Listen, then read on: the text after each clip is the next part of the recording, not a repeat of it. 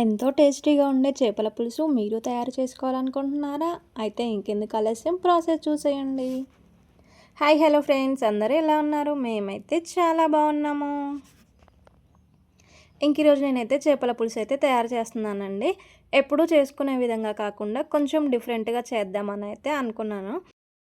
ఎందుకంటే ఫిష్ ఎక్కువగా తినడం అయితే నాకు అలవాటు లేదండి. అందుకనే అనుకుంటా నార్మల్గా తింటుంటే ఆ పీస్ అనేది నాకు కొంచెం నీచు స్మెల్ లాగా అనిపిస్తుంది.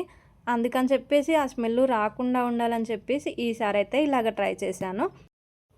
ముందుగా అయితే ఫిష్ పీసెస్ని సాల్ట్ వేసి బాగా క్లీన్ చేసేసుకొని ఇంకా దాంట్లో కొంచెం ధనియాలు, జీరా అండ్ మెంతుల పౌడర్ వేసేసాము. నెక్స్ట్ జింజర్ గార్లిక్ పేస్ట్, అలాగే కొంచెం గరం మసాలా అండ్ కారము, ఉప్పు, పసుపు, ఆయిల్ వేసేసి అయితే బాగా మిక్స్ చేసేసి నైట్ అంతా ఫ్రిడ్జ్లో అయితే పెట్టేశామండి. ఇదైతే నెక్స్ట్ డే ఆఫ్టర్నూన్ అయితే నేను కర్రీ ప్రిపేర్ చేస్తున్నాను. ఇది నైట్ తినడానికైతే ఇప్పుడు చేస్తేనే అప్పటికి టేస్ట్ బాగుంటుంది కదా. అప్పటికప్పుడు చేసుకుంటే అయితే టేస్ట్ అంతగా ఏమీ తెలియదు.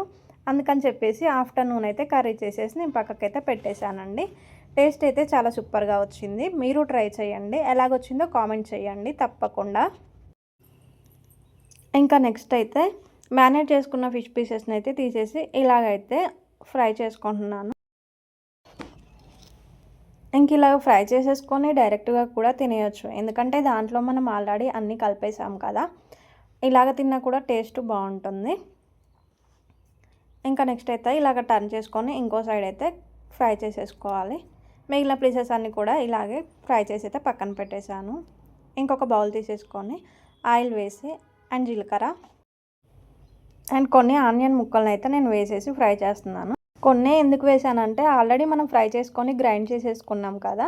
సో ఇవైతే సరిపోతాయి. ఇంకా అలాగే కొంచెం పసుపు అండ్ జింజర్ గార్లిక్ పేస్ట్ వేసి కూడా కలిపేసేసి కాసేపు మగ్గనివ్వాలి. ఈ విధంగా అయ్యాక సరిపడా కారం అలాగే ఉప్పు వేసేసుకొని ఒకసారి మిక్స్ చేయాలి. ఇంకా సాల్ట్, కారం ఏమైనా తగ్గినా కూడా చింతపండు గుజ్జు యాడ్ చేశాక అప్పుడు కూడా ఒకసారి టేస్ట్ చేసేసుకొని వేసేసుకోవచ్చండి. ఇక్కడైతే చింతపండు పులుసు అయితే యాడ్ చేశాను. ఇది బాగా మసలాలి, అంటే దగ్గరికి అవ్వాలి కొంచెం చిక్కగా.